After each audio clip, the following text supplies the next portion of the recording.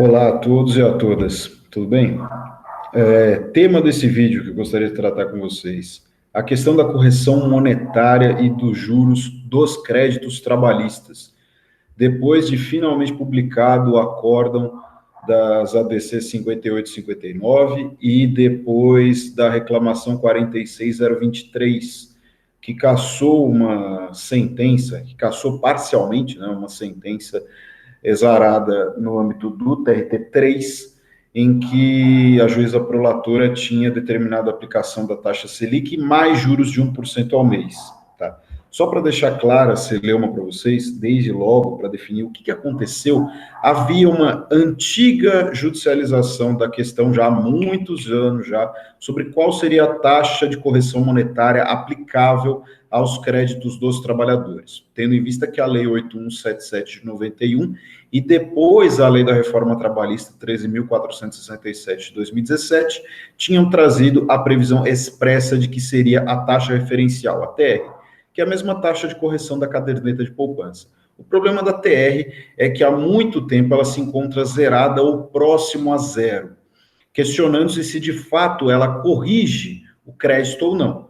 Se uma taxa de correção monetária está zerada ou tendente a zero, ela não preserva o valor patrimonial, não preserva o direito de crédito propriamente, pois ele é dilapidado pelo curso inflacionário ao longo do tempo. Foi com base nessa lógica que várias decisões judiciais de juízes de primeiro grau, tribunais e do TST rejeitaram a aplicabilidade da TR e passaram a aplicar o IPCA, baseando-se inclusive em jurisprudência do Supremo Tribunal Federal sobre a correção monetária de créditos de precatórios decorrentes de tributos, né?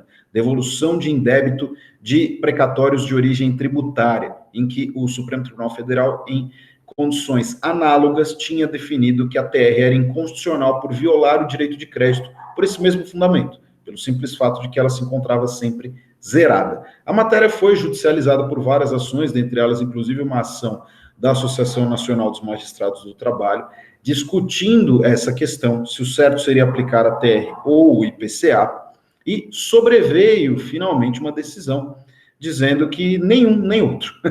Nós teríamos uma correção monetária na fase pré-processual, até a citação válida, melhor esclarecendo, em que seria aplicado o IPCA, e após a citação válida, seria aplicável a taxa Selic, nos termos do artigo 406 do Código Civil, tendo em vista que, no entendimento dos ministros, a TR de fato é inconstitucional, não preserva o valor real do crédito, porém, não cabe, na ausência de legislação específica, criar uma nova taxa que não seja a mesma taxa aplicada no mercado e é aplicada nas ações cíveis comuns.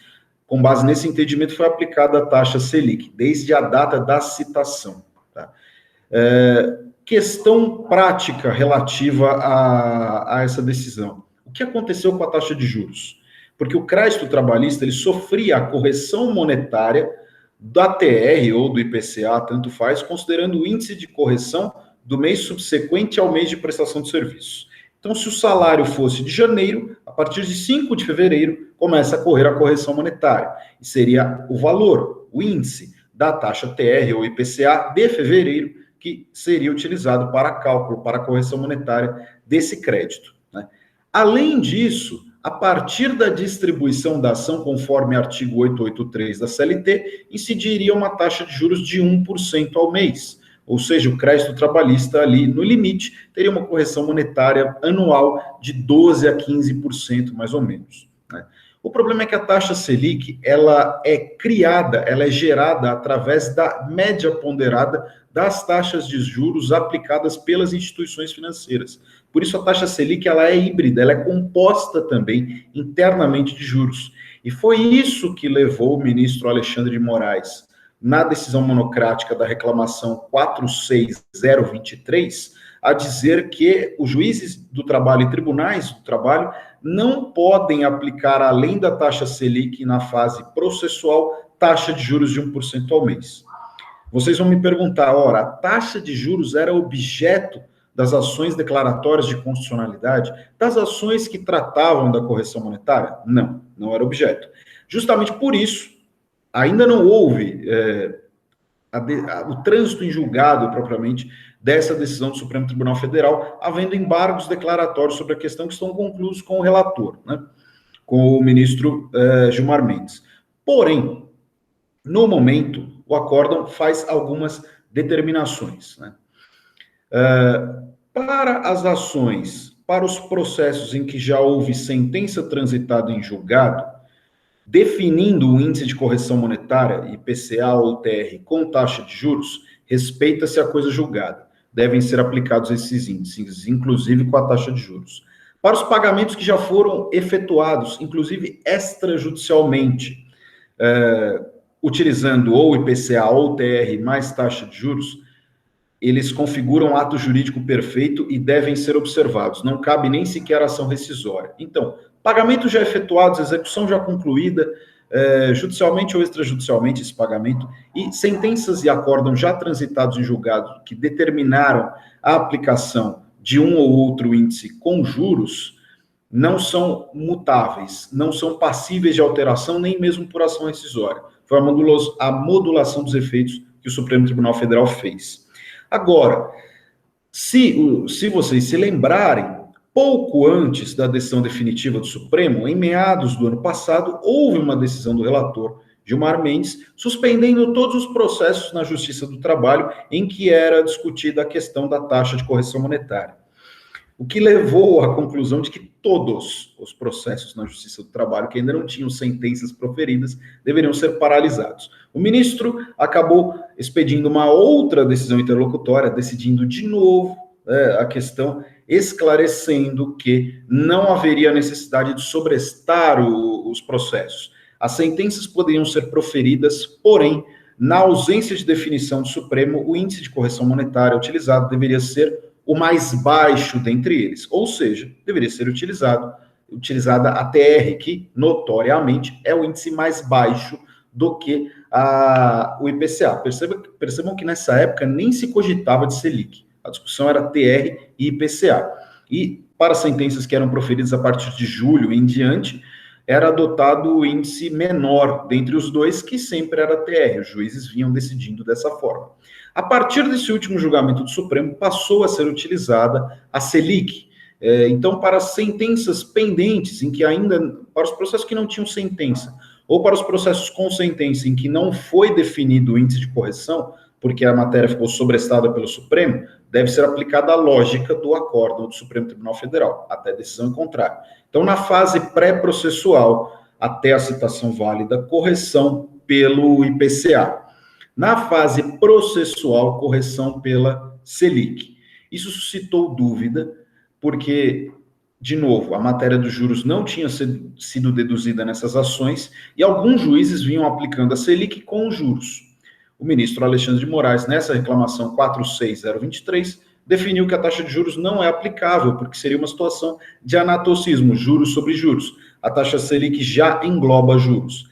Matematicamente, nós estamos falando aí de uma correção monetária, de uma atualização monetária em torno de 2% ao ano. Então, é um impacto muito grande para o crédito do trabalhador. Se essa matéria vai ser mantida dessa forma, ou se o Supremo vai rever o seu posicionamento em embargos declaratórios, é uma questão que nós vamos entender com o tempo. Tá?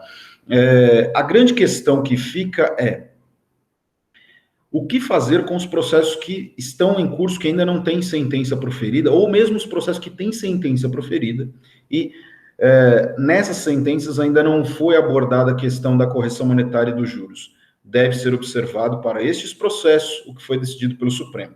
Após a citação válida, somente taxa Selic, sem juros. E antes da citação válida, taxa IPCA. Tá? Algumas decisões começaram a surgir concedendo de ofício na fase de execução uma indenização substitutiva ao crédito do trabalhador, tendo em vista a perda remuneratória decorrente da aplicação da taxa Selic. Parece-me, com todo respeito, problemática essa solução por alguns motivos. Primeiro, conceder uma indenização de ofício viola o princípio da distrição ou da congruência. Não havia nem pedido, né?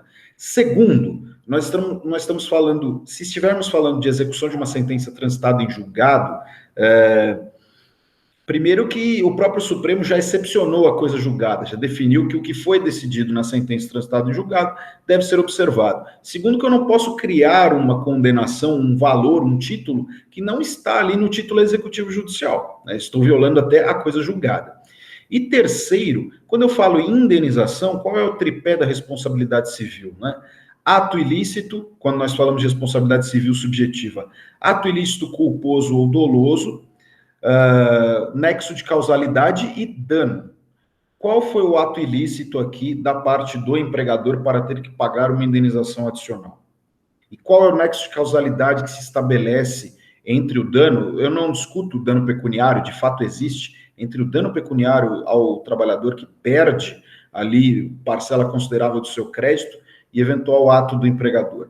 A decisão que alterou a correção monetária não veio da parte do empregador, veio da parte da Suprema Corte Brasileira, veio da parte do Supremo Tribunal Federal. Então, não me parece que haja um ato ilícito do empregador para justificar essa indenização. Por outro lado, nem se discute da impossibilidade de se aplicar uma taxa de juros acrescida da taxa de correção monetária da Selic. Então, nesse momento, de fato, após a citação, deve ser aplicada apenas a taxa Selic sem juros.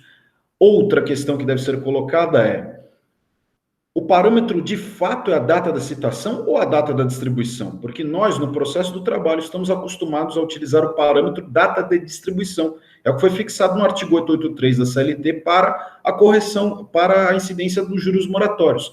Mas no processo civil, de uma forma geral, computa-se a data de citação válida. Então, no processo eletrônico, inevitavelmente, terá que ser analisado o momento de citação ali na aba de expedientes, ou na situação de eventual juntada de aviso de recebimento, se for o caso, ou de alguma demonstração da data precisa de citação válida do reclamado. Lembrando-se ainda que, caso o reclamado não tenha sido citado corretamente, mas ele tenha comparecido espontaneamente, declarando-se citado na ata de audiência, este momento é o momento de citação válida, né, até devolvendo-se o prazo de contestação.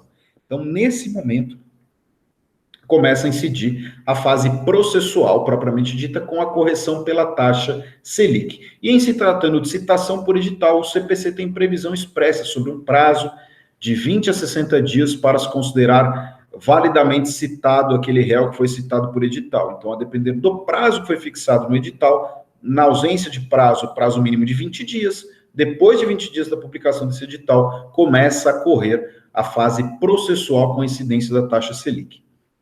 Então, em apertada síntese, eram essas considerações. Muito obrigado a todos e a todas.